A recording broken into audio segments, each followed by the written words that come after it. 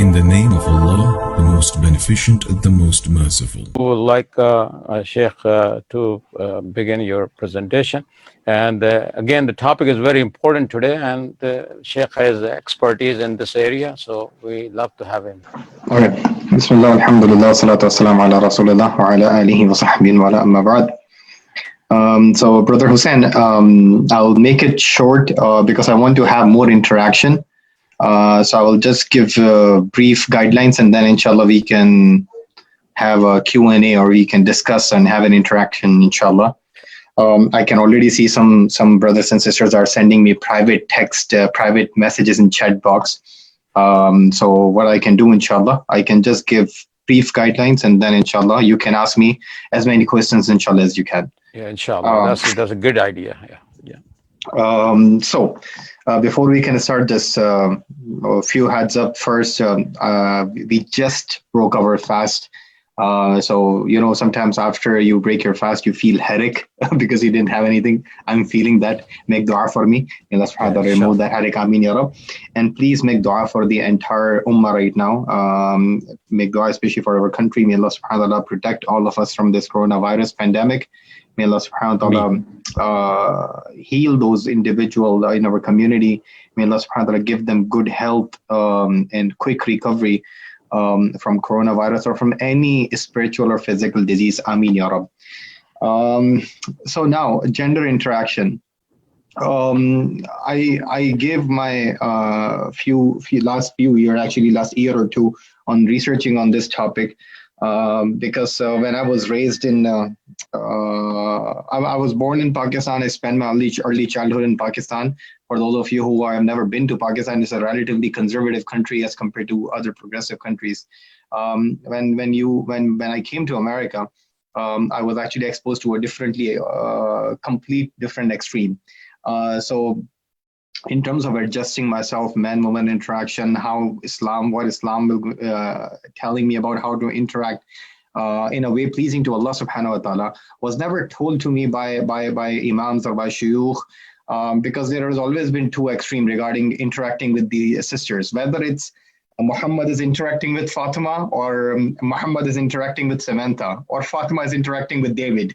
Whatever the interaction is, Muslim or non-Muslim, whether this interaction is in masjid in South California or in Massachusetts, or this interaction is happening in ABC, JP Morgan Chase. The point is that we are never told what should be the protocol to follow when a brother and sister is stranger to each other, means not mahram, they're talking to each other. So that's where the effort came, and I included social media on this book also. But just to give you the summary, there are two extremes in our communities, even in South California, even in Massachusetts, globally speaking, wherever I went to address this topic. One extreme is that a man and woman should not interact, period. They should not interact because this interaction will be haram. Men should interact with men, women should interact with women. And if there is a need, then they should interact. But this group doesn't even clarify what to do when there's a need. Because for them, it says it's haram. Now, obviously, you have to give them benefit of doubt that they came from a religious perspective, that there is a attraction between man and woman. No one can deny this. But generally speaking, if you were going to say that man and woman should not interact with each other, it's haram completely, then actually we are going against so many ahadith, because we know Rasulullah used to interact with female companions so many times. We know female companions used to interact with male companions so many times. So there is some kind of an extreme mentality in that group. And then once you go into the one extreme, the pendulum goes into the other extreme. And then the next extreme in our community is that do everything as long as your heart is clean. So you can interact freely, so much so that you can shake hand, you can kiss, you can hug, as long as your heart is clean. That is also one extreme in our community. I'm talking about Muslim community. I'm not even going to non-Muslims right now. Now, what we need to do, we need to understand what are the guidelines given by Rasulullah sallallahu alaihi wasallam, and especially in these times when you have sexual harassment cases, so many in our different communities, not only faith-based communities, even political communities. You have every other person, subhanAllah, coming out with the harassment, either accusation or case, subhanAllah. So it's a reality. You need to address this. Even Quran addressed this. You know, through Yusuf alayhi salam, that was the first Me Too incident in the Quranic history, subhanAllah, when he says, "Ya rawadatni an nafsi," that she's the one who did this. I didn't do anything. We need to address this. Just to close the eyes and ignore the elephant in the room, it won't help. It won't help. Now, what are those guidelines which we should teach to our kids? We should interact with the opposite gender by keeping those guidelines in our mind. There are 4 or 5 things. If we can keep those in our mind, we can follow those protocol. Our conversation with the stranger opposite gender will be halal. Just summarizing those. First is that you should have a clear, clean heart intention that I don't want to have any haram relationship with this sister I'm talking to or this brother I'm talking to. Because if your intention is messed up, don't even proceed. You will going to be messed up. Second, make sure when you are looking at each other, look in a respectful way. Now it's a complete huge discussion. If you want, you can ask me in question, but just briefly, don't give dirty looks to each other. Look at each other in a professional way. Look at each other in a respectful way. A third thing which you need to remember is that conversation in and itself is not haram. If it's useful, it's halal completely. It's halal. But when it becomes useless, when it becomes personal, not professional, then it goes into the direction of haram. So man and woman, they have an attraction, yet if the need arises, professionally in a useful way, if the conversation content is useful, not branching into other topics, it's completely fine if you are talking in a professional way. Completely fine, as I mentioned in so many ahadiths. But the moment you will start useless and those conversation which is not required, then it's better to avoid those.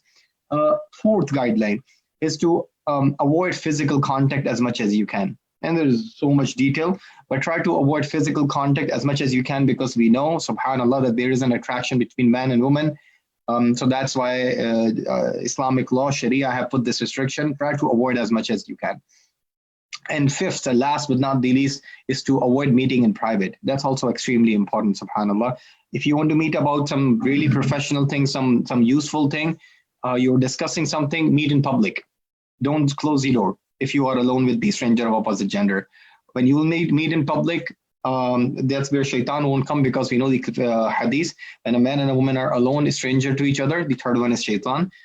So these are the guidelines. And wallahi, this is very briefly. If you want, inshallah, you can ask me the details of it. But if we follow these guidelines, inshallah ta'ala, our conversation will be halal. But if we were going to skip either or many steps, what I just told, then our conversation might go in the direction of haram. So whether you're doing da'wah, whether you are doing work-related stuff, whether in the masjid imam is talking to the sisters, vice versa, you need to follow these guidelines. You need to follow these guidelines. And no one is above the game, not even imam. So you have to follow these guidelines, inshallah. And because I'm assuming you all are activists, you all are working in Islamic organization, then it's more important, it's actually important for all of you to abide by these protocols, so that you can tell the people who are not very practicing to see that we are actually abiding by these. We are not above and beyond these principles. This is a basic summary of the entire discussion. Now we can start Q&A, inshallah. Assalamu alaikum. Inshallah, I have one question to start from myself. I like that lowering gaze in the Quran for both men and women, and we talk to women in a public or doing dawah. Obviously, you have to look each other, see each other in a way, and to make eye contact to make your point across. How we deal with is it halal or it's a doubtful matter, or we're not practicing properly? Very good question. Very good question. So, lowering your gaze. Lowering your gaze, in a brief summary, it does not mean that you have to lower your gaze all the time and bump your head. It does not mean that. Even in the Quran, in Surah Nur, 30 and 31, when Allah subhanahu wa ta'ala asks us to do is, قُلْ لِلْمُؤْمِنِينَ يَغُضُّونَ مِنْ أَبْصَارٍ, that you have to lower from your gaze. Min abasar, min abasar. Min means from your gaze, not all the gaze, but whatever dirty gaze are, whatever we're going to intensify your desires, you have to lower your gaze. Now, ulama, I will try to make it brief, inshallah, have actually made categories, Brother Hussein. First, if you are looking or you are intending for a dirty thought, then you have to keep your gaze lower all the time, no period. If there is a temptation, potential temptation, young boy, young girl in the gym wearing very tight clothes, there is a potential temptation. Lower your gaze all the time. If second scenario, if there is a need described by the Sharia, like education, like teaching, dawah can be come into that. Then it's okay to look at the face. All these scholars agree if there is a need. But again, this need doesn't have to come at the expense of the desires. If you are potentially tempted or there is dirty thoughts are coming, then you have to lower your gaze. Third comes, what about general interaction? There is no need. You're not teaching. You're not giving dawah. Just you go to the company, you go into the masjid. Your sister says, "Assalamu alaikum." You say, "Wa alaikum assalam, sister. How are you?" And you'll make an eye contact. That's where scholars are disagreed. And that's where, first of all, we should not look at the aura. For women, it's the entire body except the face and hands up to the wrist. And for the men, it's from the navel to the knee. I know that one sister have asked me this question. Remind me, Brother Hussein, about the face veil and about the hijab versus niqab. After this, we'll take that, inshallah. But you're not supposed to see the aura, but you can see the face if you want to, if there is no desire, if there is no temptation, if there is no dirty thought.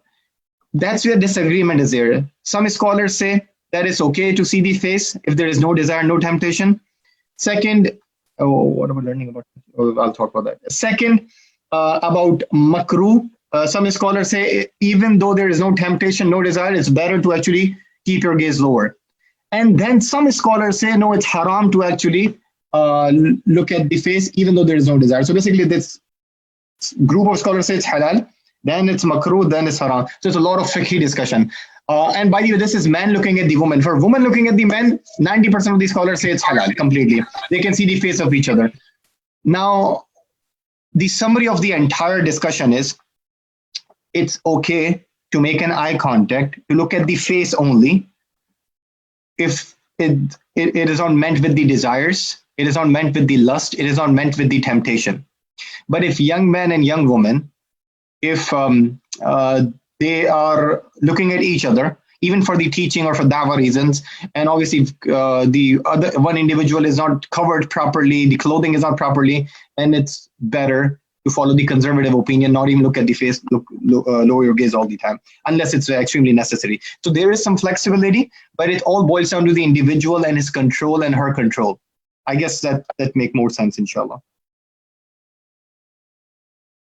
Jazakallah khair. Yeah. We have a question in the chat session. How does a man deal with a woman who wants to shake his hand at the dawah booth? Okay. Actually, before Brother Hussein, let me take that question about the niqab and hijab. So one sister have asked about the niqab and hijab, and then we'll take this question, inshallah. So there is a disagreement between classical scholars of the four mazahib, that whether woman should do niqab or she should only do hijab. And the discussion is that niqab is mandatory or niqab is not mandatory. That's where the discussion is between these scholars.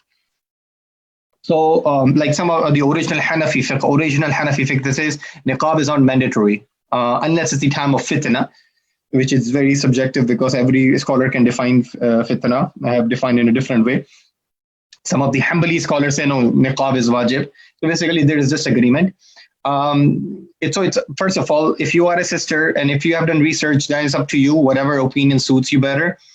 If someone comes to you, you are in a dawah booth and one sister is with niqab, the other sister with hijab, and the third sister is not taking hijab at all. So we have three different, variety, and that sister who will come at the booth, she will inquire you that what is this. So I just want you to not to go into the extremes. One extreme is, oh, actually the sister is niqab, have a good faith, and the other sister does not have a good faith. That's one extreme. The other is, no, the sister with niqab is extremist. This is not Islam. This is also, there's two different extremes. Tell them that, see, this is the requirement of hijab in Islam. That's where scholars have disagreed whether you should cover your face or not. And you can basically pick and choose whatever you want if it's coming from the classical scholars. And these sisters who are not wearing hijab, may Allah give them the strength to wear. We don't judge them. It's between them and Allah subhanahu wa ta'ala. But idealistic Muslim woman behavior that we should cover, so on so part. So try to give the answer which accommodate each and everyone. But at the same time, don't try to invent something which is not there. So this discussion is there about the niqab, and at the same time, we cannot deny that scholars have said that niqab is not wajib. So basically, you have to accept this reality that this agreement actually came from the classical scholars, and that's how you should teach, inshallah. It's better to actually, before you can go to Dawa boot, to have the discussion within yourself. Otherwise, you don't want to fight with your Muslim sisters in front of the non-Muslim while giving Dawa. That will be a recipe to disaster. Now for your question about shaking hands. So Sharia have said that it's better, first of all, whenever you're talking to each other, or generally avoiding physical contact. Let's start with that, avoiding physical contact, because when a man and a woman touch each other, there is a potential that something will happen. And that's why Allah says, La taqrabu zina, don't even go close to zina. So when a man and a woman will touch each other, it will be a different scenarios. I hope you are listening, Sister Romana. First is you are touching with dirty desire. You are touching with dirty desire. No disagreement. All these scholars say it's haram. No disagreement. All these scholars say it's haram. Whether it's handshaking or some other kind of touching, it's haram according to everyone, because that's not permissible. That's one step closer to zina. Second, touching each other when there is a spatial need. It's spatial need, and the Sharia defines the need, like medical doctor is touching the part of the patient's body. That's fine. That's fine. Now comes the third category, and that's where your question comes. What about if there is no spatial need and there is no dirty desire? You are maybe intending to greet someone. So greeting someone does not have a very dire need, and greeting someone, let's assume that it's not happening with the inappropriate desire. So what will happen in that? This required a lot of detail. I've covered this topic, all these topics in my book, but I will going to tell you one easy solution. So all these scholars from Rasulullah SAW until our 1400-year history of Islamic tradition, they have said that even though you don't have an inappropriate desire, even though there is no need, urgent need, but you're just shaking hand, when it comes to a young individual, old individual, they have given permission. They have given permission. It's an old individual, 60, 65, 70-year-old lady, young man is shaking hand, and vice versa, it's fine. When it comes to young man and young woman, whether Muslim or non-Muslim, strangers to each other, that's where they say there are three basically opinions which you will find. Majority of them say it's still haram. You should never initiate the handshake. You should never initiate the handshake. Some scholars say it's not haram, it's actually makruh because the evidences are weak. And actually they have a very powerful opinion. The point is, when these scholars are saying it's even haram, then we as a practicing Muslim should not shake hand. We should not initiate handshake. But when they initiate handshake, then what you do?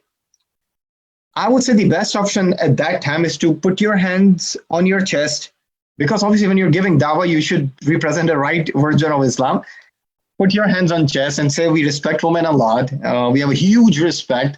And that's why we have these guidelines, gender interaction guidelines, that we touch only our related women and so on and so forth, and vice versa.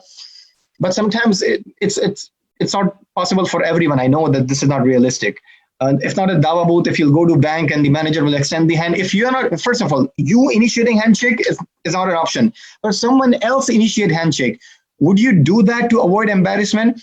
That's where majority said that it's better to be proactive, but rarely, if you do this, if you shake hand and then you will explain once only, and then you will explain to that individual, I did this to avoid your embarrassment, but it's better, these are my guidelines. And scholars in our time, like Sheikh Yusuf Qaradawi and Sheikh Hatim al-Hajj and all these scholars said that inshallah you will be forgiven because of the evidences. So I would say that it's better to be proactive. But if you are stuck in that situation and if you have to do it, it's not the matter of life and death. Inshallah, Allah subhanahu wa ta'ala will forgive you, because the evidences, I don't want to go into the evidence, there are 4 or 5 evidences for this, which shows that the prohibition is not actually at the level of prohibition, it's at the level of dislike, not prohibition. So it gives us some room. I'm not saying that now we can open the door for high fives and all the time handshake. It's only when other person initiates the handshake and you don't have to be proactive, and rarely this happens, then it's okay, and inshallah Allah will forgive us, inshallah. Yes, brother Hussain. Okay, the next question is, if a female is approaching to hug you, how should a man react? That's a tough one. Yeah. So if it's your wife, let her do. But generally speaking, it happens. It happened to me when I was taking oath for my citizenship. The sister next to me, after taking citizenship oath together, everyone was hugging, so she actually hugged me. I didn't have any option. But at the same time, generally speaking, what happened when she's trying to hug you? The rulings are the same. You have to be proactive. If she's trying to shake hand, high fives, hug, you have to be proactive. You have to convey the message to her that, or vice versa, that these are not my guidelines. But if this happens rarely, then hopefully, inshallah, this should not have happened, because hugging is actually more dangerous because most of your body parts is being touching others. But if this happens, like you have once in a blue moon, inshallah, hopefully Allah will forgive you if you'll convey the message and seek repentance, inshallah. But again, just try to understand that that person is not doing this out of animosity of you or your religion. They are ignorant. So worst thing you can do is to be rude with them. Be kind with them and teach them that we respect a woman a lot, and we don't touch or hug any woman except our own relatives. But if this happens, then inshallah, seek repentance, and hopefully Allah will forgive us, inshallah. I think the next one is, probably you already briefed it in the beginning, is a small talk completely unallowed between opposite genders, even in professional context? A little bit of a small talk is necessary to create a human bond. As long as it's professional, a small and big talk is absolutely permissible. I don't know if I have said this. Let me repeat it again. As long as it's professional, whether it's small or big, it's fine. Even if it's a small, saying Assalamu alaikum, wa alaikum assalam, saying salam, it's fine. Asking how are you, sister, fine. But when it comes to, we all know which talk or which conversation will go in the wrong direction, which is not required, not necessary. Like if you follow the cultural norms, please, all of you, we are not in Saudi, we are not in Yemen, we are not in Somalia or Pakistan, we are in America. Follow cultural norms. What is useful conversation? What is inappropriate conversation here? If you are at the Walmart and if you are giving money to the cashier and cashier tells you, have a nice day, and you might think, oh, this is useless, I don't need to respond. No, respond to him or respond to her. Likewise. So basically, follow the cultural norms as long as it does not contradict with the Sharia of what is appropriate, what is inappropriate versus in terms of professional conversation, inshallah. I hope that answers the question, inshallah. Okay, the next one. How about the female doctor with patients who offer their hands? Yeah. Text is moving. Yeah, they offer their hand, and it's difficult to explain every time what to do and don't want to do it, but feel guilty if I shake hand.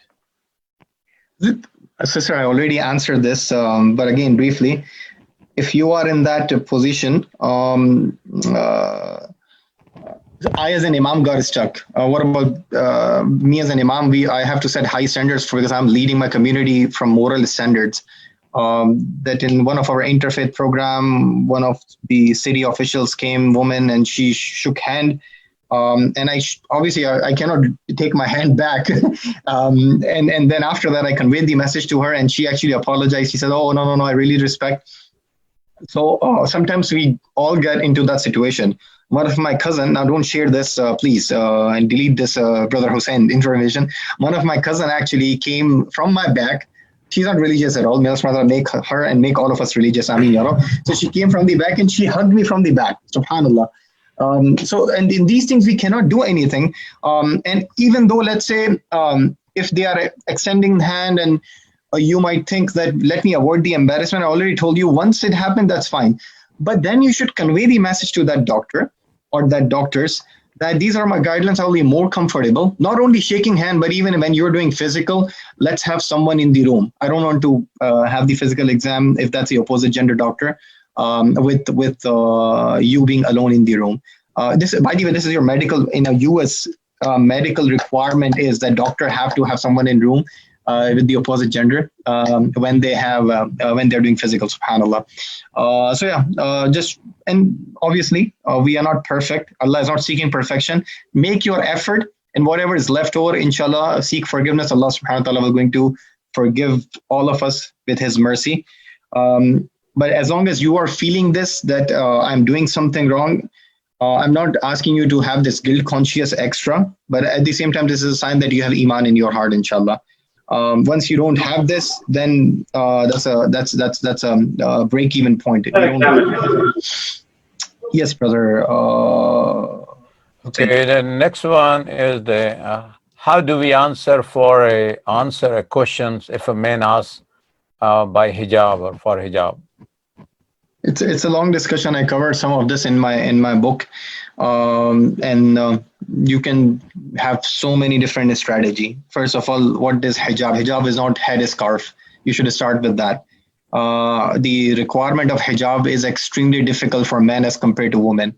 For women, she can see major part of men body. For men, he cannot see major part of woman body. That's a strict requirement of hijab for men. So to start with that discussion, and then at the same time you have to say that just take some statistics. I'm assuming that no child is here. Pornography statistics, who are consuming more, men or women? And I know that once you go into the logic and rational, you have to equip yourself in dealing with the atheism and agnosticism. But try to cover these rational approach and then this spiritual approach that even for men, hijab guidelines are stricter in religion. And then even if you go, why women have to cover themselves more than the men, because obviously you will see this is natural in terms of the statistics of 2020, that men are more looking at the body of the woman as compared to vice versa. So Islam is a very realistic religion. And there's so many things. Zakir Naik have given a complete talk on this, but I've covered some of that in my book. But again, that's a separate topic of how to read the psyche of a non-Muslim as compared to talking about basic gender interaction. Okay, another question is a kind of case study here. What if you are sitting at a non-Muslim table at some feast and they celebrate and you are required to hold hands and pray and prayer of gratitude, and you are seated in between two non-mahram? How should one react? So when you're sitting in between two non-mahram, if there is no contact, that's fine. If there is no contact, it's fine. If there's an option, you should try to sit with the woman and men should sit with the men. But if you are sitting and then there are two men, this happens everywhere. You go into the college, you go into the churches, this is the culture here. And as long as there is no physical contact, as long as they give you comfortable space, then it's fine. When it comes to shaking hands, it will be the same principle. If you can convey them the message, if they initiate you should not initiate handshake to start with, please. I don't want you to be apologetic Muslim. I don't want you to be even insulting Muslim. There are two extremes, apologetic and insulting. I want you to be respectful Muslim. When you should not initiate handshake, but if they are initiating handshake, then you have an option first to put hands on your chest, to say it in a respectful way. But if really you do this, shake hand and then eventually you explain it to them after one handshake, inshallah, hopefully Allah will forgive you. But obviously it's always better to teach them in a proactive way, inshallah. If they make prayer for gratitude, you can say Ameen if they are praying to Father or to God only. Again, if non-Muslim priest, rabbi, if they are asking prayer to God or Father only, you can even say Ameen. Imam Sharbini rahimahullah, one of the famous Shafi scholar, have said this. And you might ask, what's the evidence? Because he used the evidence that there is one kafir in the Quran. There is one kafir in the Quran. He asked the dua and Allah answered his dua. Do you know which kafir? Do you know which kafir? Anyone? There's one kafir in the, yeah, mashallah, Iblis. And by the way, Iblis is a kafir, no disagreement, right? And Allah subhanahu wa ta'ala, he said, Anzirni ila yawmi yub'athun. He says, Allah, can you give me time until day of judgment? So basically, it is permissible if they are asking to God, Father, priest, any non-Muslim, then it's fine. But if they start asking to Jesus, no, you cannot say Ameen then. So basically, these are the guidance, but this is fiqh of interfaith, not fiqh of gender interaction. So I will leave that, inshallah. Next question, brother. Okay. What about learning about sexual education in a school? Maybe for children, maybe? Yeah. I don't want to answer this because I'm not the educator and I'm not the psychologist. So this is not my field. But I think that obviously, so from educator perspective, let the educators handle this because that's one of the issues, subhanAllah, that we don't appreciate our own boundaries. But from the parents' perspective, it's my responsibility to teach my son. It's my wife's responsibility to teach my daughter about appropriate sex education, appropriate without logging into dirty images, appropriate sex education before they were going to learn from Google and from their friends. It is my responsibility. This is extremely, extremely important as a parent to do this. But for having as a curriculum, it's as a responsibility you have to ask to any educator or any Muslim psychologist. Okay, the other one is I have heard from a prominent scholar say the hijab is just a matter of a culture and that lowering gaze would be enough in our context. How does one tell a Muslimah sister that hijab means to cover the hair and the bosom? And that's basically. Yeah. So sister or brother, whoever asked this question, remember this. When you say authentic scholars can make mistakes. There is no one in this world after Rasulullah SAW who is 100% authentic. Not even Sahaba. Sahaba were 99.99%. But there are scholars who will say something which is considered a strange opinion. May Allah reward them for their hard work and may Allah forgive them for their shortcomings. We are not following any individual. We are following Allah subhanahu wa ta'ala. The best generation who followed Islam were the wives of Rasulullah SAW. Do you agree with this? The best women who followed Islam were the female companions. They all did abide by these hijab guidelines. Then there are students, and there are students, and that. So basically, this opinion may be his own interpretation, but this never existed in the Ummah. And this is not even minority opinion in the classical scholarship for more than 1,000 years. So I don't know how he reached to that. But I would say if you see me saying something which is strange, which is unique to Islamic teachings for 1400 years, you never heard, and you are listening to Imam Asif saying this, no matter how much you love me, leave that opinion. Otherwise, it's a zulm on me. And actually, your duty is to correct me that Imam, you said this. If you don't have evidence, you need to change your opinion, subhanAllah. So again, if authentic scholar is saying, may Allah reward him, check with other scholars. If 99.99% of scholars is saying something with evidence and one scholar is saying something, obviously you should go with the majority. Yes, brother Hussain. I think we are done actually. There is any other questions?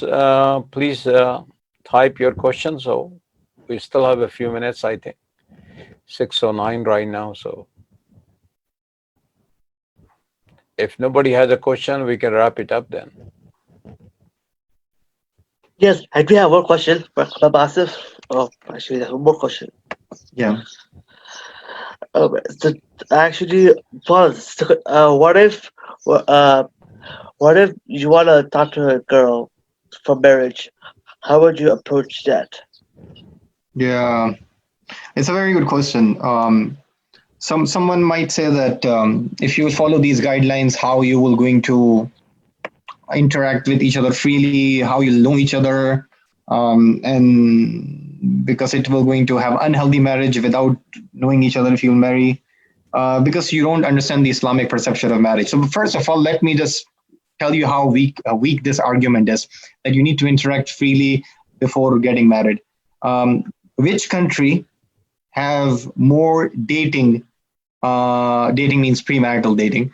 America or any Muslim majority country? Can you tell me? Right. America. Yeah. Okay.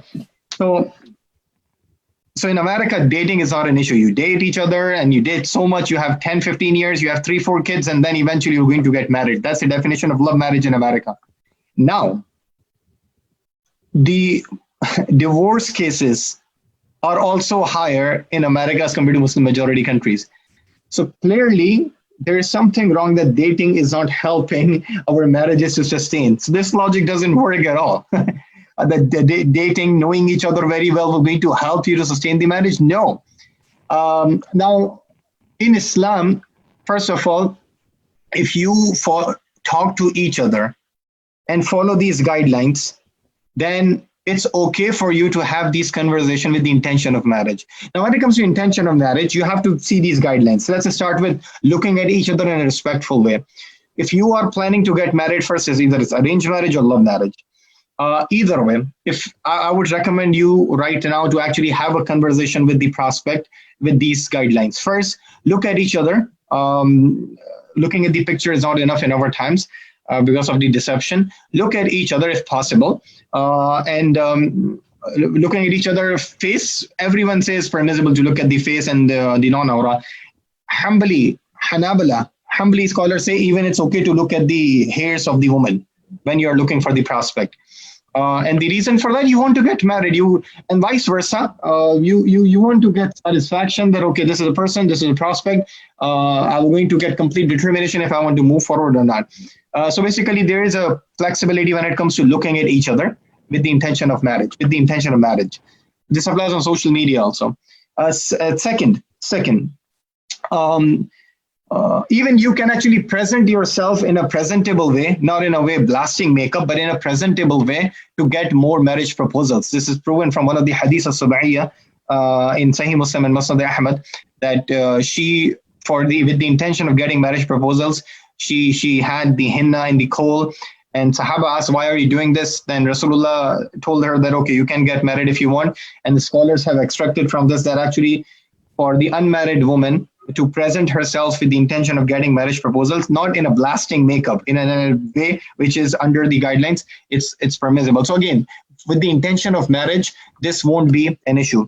These guidelines, I will complete. Second is a professional conversation. I told you, you can actually have as many questions. You can ask as many questions as you want with the prospect, as long as it determines to decide if I want to move forward with this or not.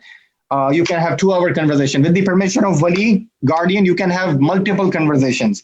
So that's also flexible. When it comes to meeting in private, that's where the problem is. We won't allow you to meet in private where room is closed, but yet with the permission of wali, you both can sit in one room, and while wali or someone else, a third person, can supervise every now and then, he can see you or she can see you, and both of you are talking, not in a supervised way that he is the wali or guardian is interfering so much that he's in between you, but they're able to see you. So that is also permissible according to these scholars, because it's not private anymore, if wali and guardian is okay with that. Fourth, avoid physical contact, even if you're looking for the prospect.